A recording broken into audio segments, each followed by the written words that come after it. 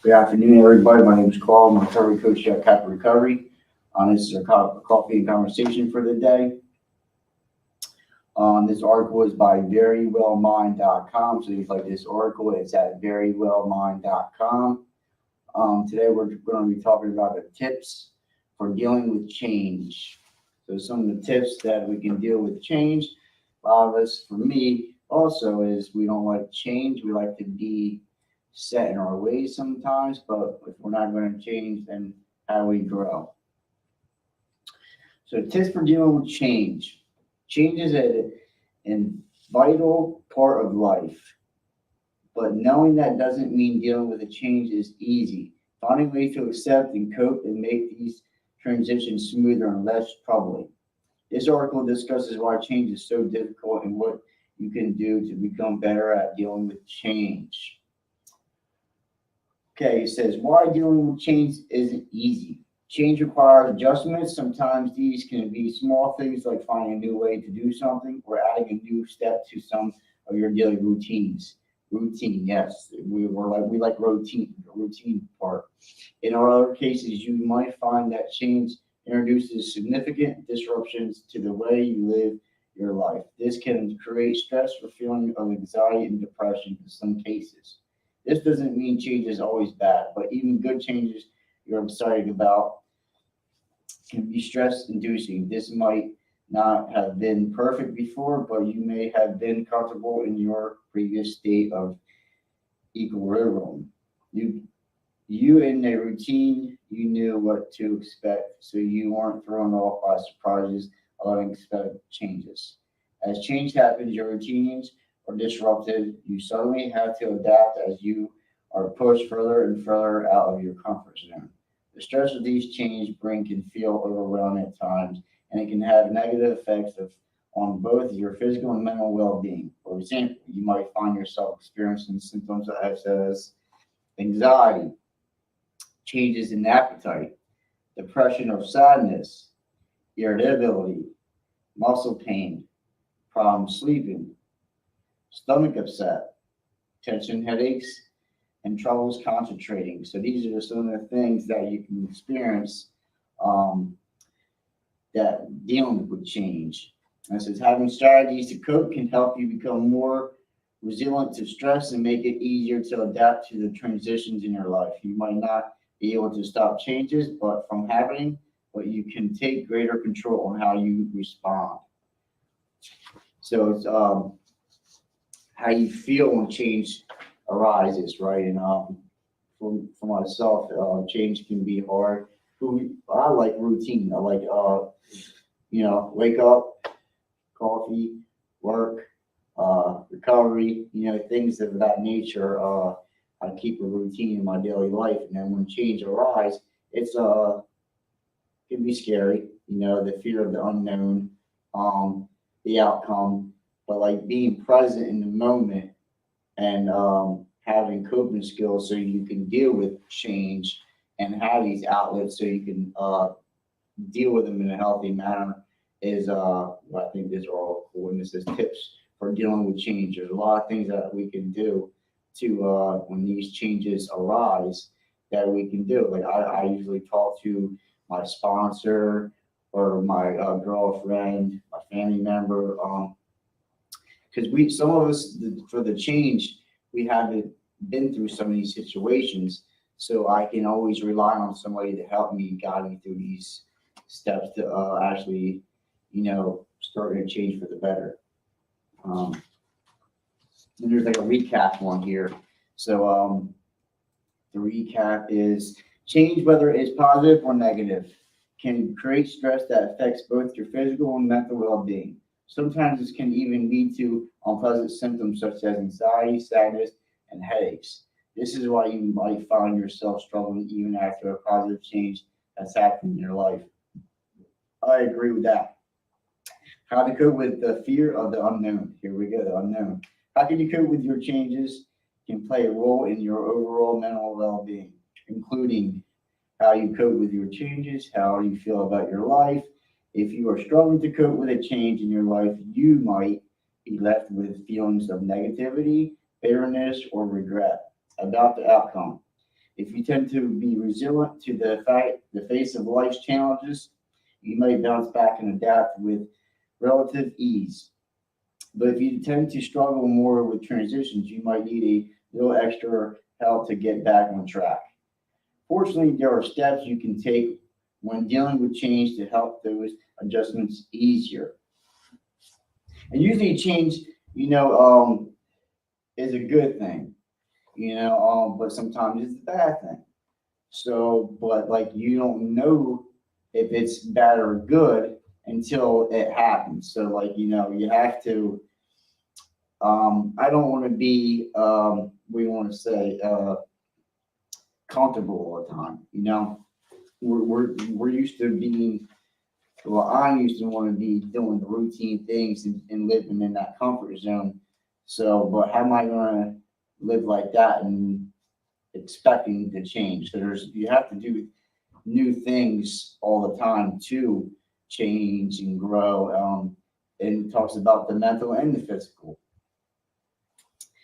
And it says here, the next one is prepare yourself. Change often happens when you don't expect it. So keeping an eye on the future and preparing yourself at least mentally might be helpful. Spend some time thinking about events that are coming up in the future that may lead to change or disruptions. For example, if you know that you will be switching jobs, moving, or helping an aging parent, there are steps you can take now that will make those transitions less stressful. For example, you might create a checklist of things you need to do before the event happens. Save money to avoid financial stress during times of transition. Talk to a career planner or financial professionals about your goals. Discuss what will happen in the event of an emergency. Make conscious choices about what you want to change in your life. I think there's a lot of good parts in here, but this is very important as prepare yourself. Like, if sometimes we don't know change is coming, and that's like basically life and life terms, but there's things that we can set up that we know change is coming, to prepare.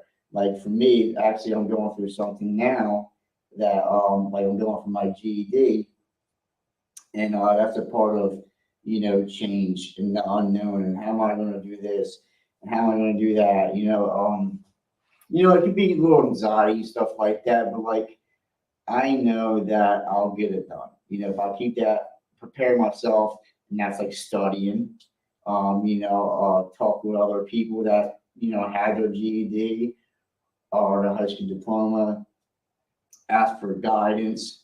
So it's like that lessens my anxiety, and like I've seen other people get their GED. Like I know it's possible. I just have to put the work in. So I kind of try to simplify it so I'm not, making myself nervous or, feared up or anxiety and get depressed about it. Even if I do, fail the test or something, like if that does happen, like I just have to take it again. So I don't lessen the impact of the outcome, because we can get wrapped up in our head and, we can make matters worse. So it goes on to say, when you are the one to initiate a change, there are a stronger chance that you'll feel like you have more control over what's going to happen. I like that. It is often unexpected changes in your life, whether it's a job loss, divorce, or a death of a loved one, that can leave you feeling afraid and unsure what will happen. One thing you should avoid doing is relying on avoidance coping techniques when you are confronted with stressful changes. When you use avoidance coping, you try to avoid the stress instead of dealing with it. While avoidance can sometimes reduce stress in the short term, research has found that it actually increases stress anxiety in the long term. For example, avoidance coping might lead you to stay in a job you hate or a relationship that makes you unhappy because you are afraid of dealing with the stress of making a significant change in your life. Avoiding a change, however, will eventually lead to more stress and unhappiness down the road. Preparing yourself and taking proactive steps toward dealing with changes is a better way to take control and feel empowered. So I reading that avoidance, I can look at it. I avoided getting clean. I avoided getting sober because of fear of the unknown, fear of change, instead of looking at the problem head on. Avoiding. Yeah, it's a short-term fix, right? But then it's a lifelong problem. So it's like usually we don't want to deal with our problems face on and deal. I got to deal with my problem or my issue right away. So this doesn't build up to avoiding it and pushing it away. And, really that's usually causing harm. But at the moment we want instant fix, right? So we don't deal with the problem right away. But then over time it grows and grows and grows. And then, pertaining to recovery, years and years of using and not dealing with the problem. So I caused all this damage in the meantime, right? And I'm digging myself deeper and deeper and deeper. And then it's like, now what? I caused all this pain and suffering.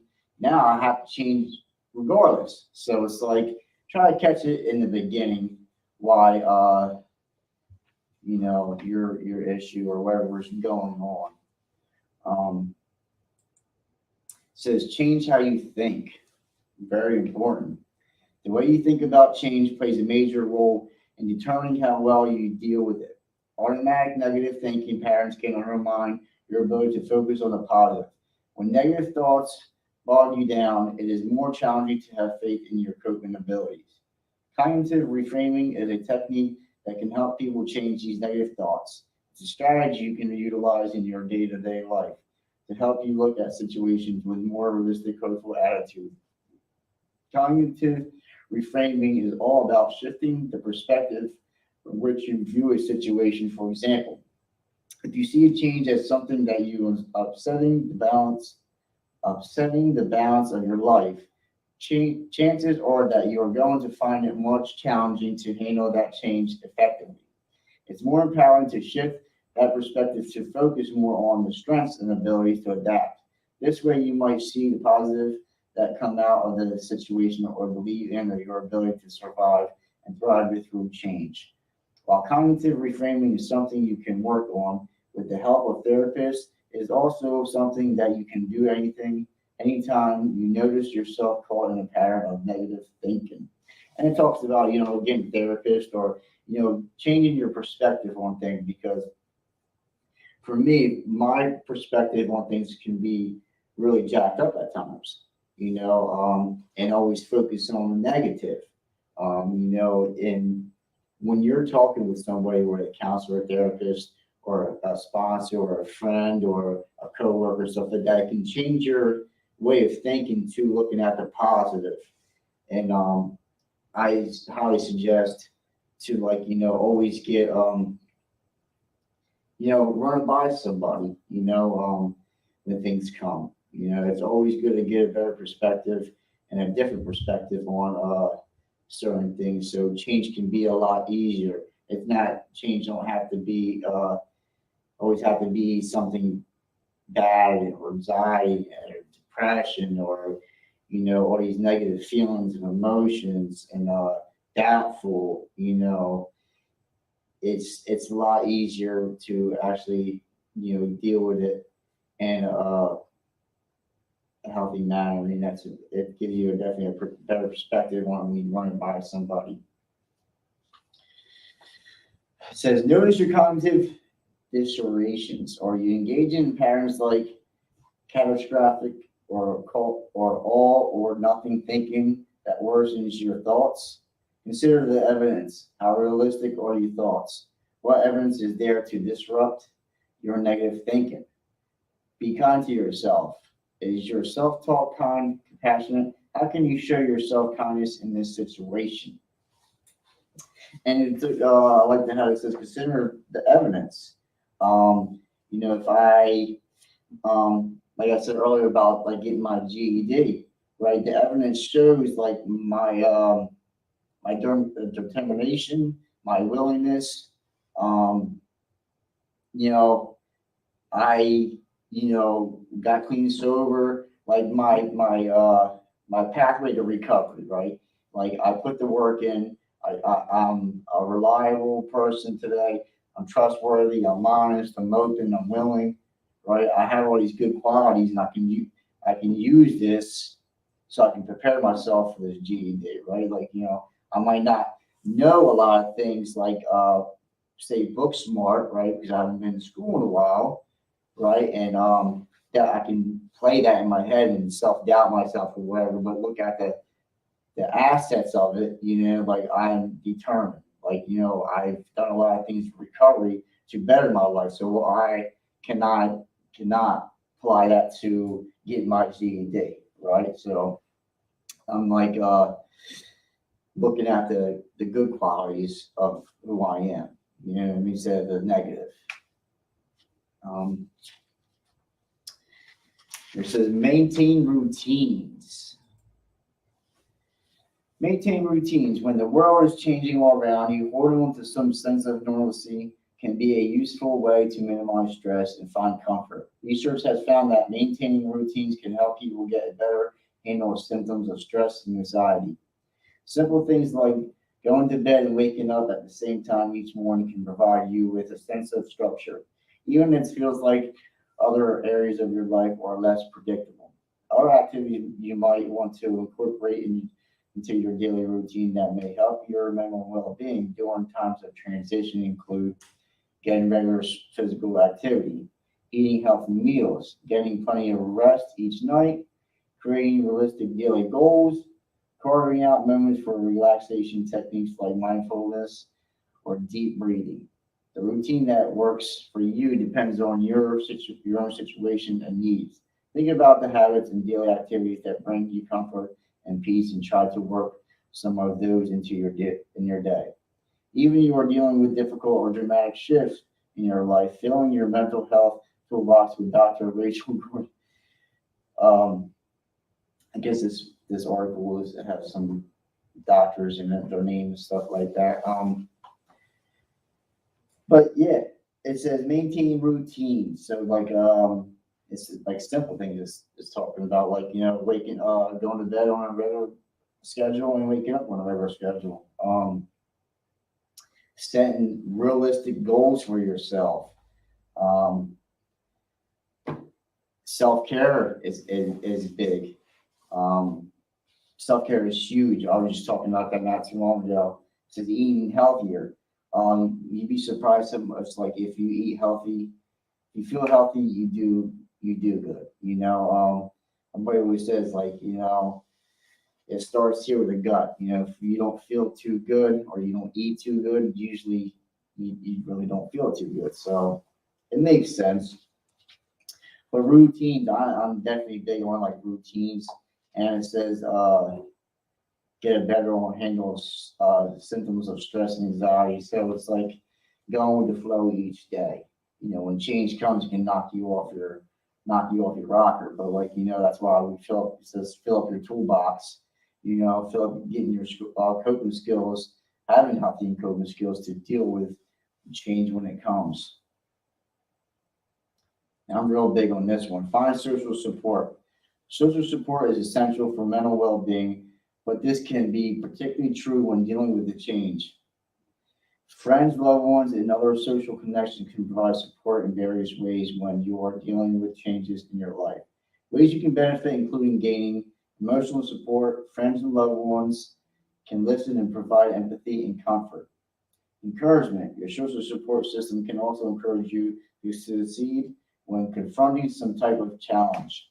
Information. Social connections can also be a great way to learn things and gain information that you might need as you make a change in your life. Tangible support. Sometimes changing bring a need for actual physical help with certain tasks. For example, you might need someone to bring you meals when you're sick or drive you to appointments. Research has shown that social support interventions can be helpful for people who are dealing with health-related challenges, health-related changes in their lives. According to one study, group meetings and phone calls help people feel less lonely and isolated after a severe diagnosis. These interventions also promote health behaviors such as getting the exercise and taking medications and are linked to improve survival rates. It's important to remember that you're the only people who might not be able to recognize your need for a specific type of support. In many cases, asking for the kind of support you need is a great place to start. For example, you might call a friend and ask if they have time to talk about what you are experiencing, or you might ask a loved one if they are willing to help you move or drive you to an appointment. Being specific and making a direct request can help ensure that you get the help that you need. Um, and I've done that a lot in my recovery, finding social support. And I go to a 12-step fellowship. Um, for change, you can always, other people that, dealt with the same things you're dealing with, changes that you're about to make, changes that you are going through, that you can always call and rely on somebody to help you through that and ask them, how they feel or how they went through the change. How do I prepare myself? Or, how's what outcome going to look like? It feels better when change comes and that one person has been through that, it just makes you feel more, can make you feel more at peace and more not, overthinking or overwhelming yourself. It can lessen the impact of the change, which I'm real big on is, asking for help or, relying on others for support, to help me deal with change. Next one is caring for yourself. An addiction to mentally preparing yourself for the challenges of making a change is also essential to be sure that you are taking care of your physical during a transition period. When these things are in flux, you might find that you neglect many of your basic needs.